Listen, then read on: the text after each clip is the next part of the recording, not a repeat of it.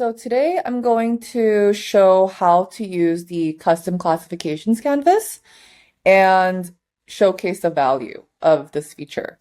So I have clicked on the create a project tile, and it'll take us to the page with all the available templates that you can use to create a project. I am going to select the sample, classify, and anonymize. So we have a string of nodes already connected to each other, and we're going to focus on the text classification node. So if you click on the gear icon, you'll see the node panel open up from the right-hand side, and you'll see two groups. So one is the custom classifications, and right below it is the predefined classifications. So our classifications node, it's going to spot and hide sensitive data in your files, emails, etc. So it's really great for preventing data leaks and ensuring that your data is in compliance with data regulations, whichever ones that you need to follow. So we have below here the predefined classifications, and these are essentially just like ready-made rules. Here you'll see some general categories for finance, which will display all of the rules that we have in order for you to be able to follow finance policies, like catching bank account numbers, credit card numbers. And I'm going to scroll down a little bit more. We also have categories for country.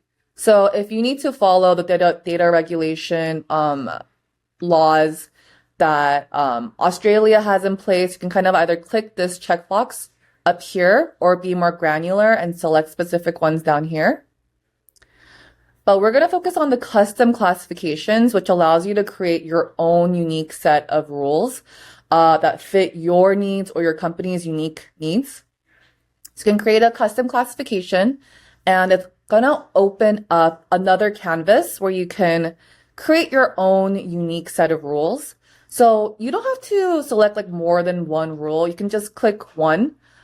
Here we have selected full name Afrikaans, which will detect Afrikaan full names within files.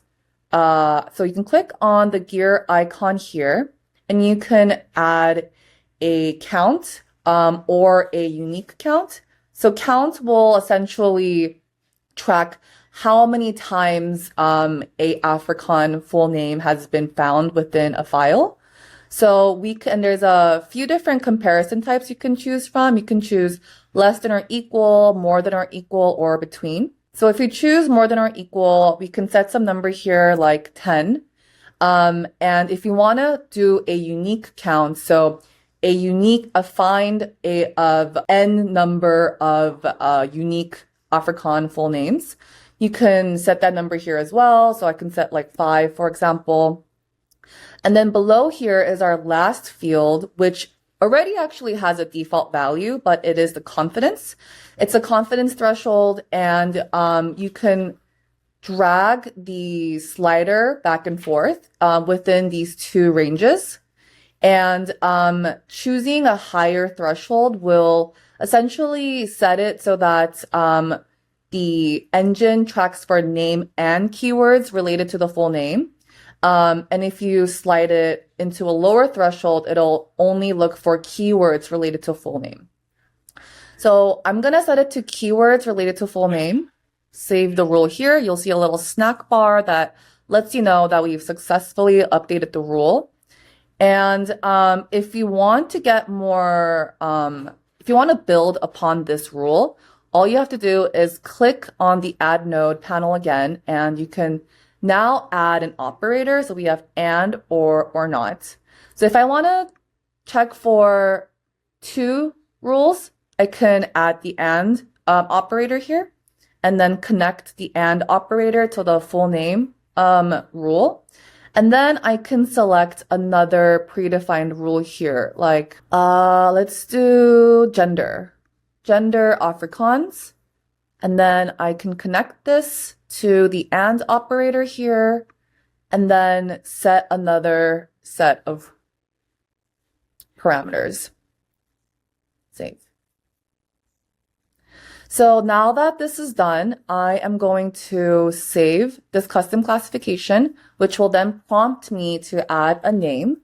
So I'm going to call this African name and gender classification. Save.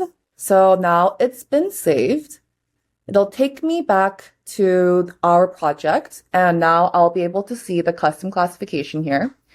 And once you run the pipeline, this is what you can expect one of your files to look like. So this doesn't follow the Afrikaan rules, but here we see that in this file, these sensitive pieces of data have been essentially blocked out so that, you know, if you do have to submit this to a government agency, this type of sensitive data will not be provided. So in this walkthrough, I showed you how to create a custom classification and showed you how it works. We'll see you in the next video.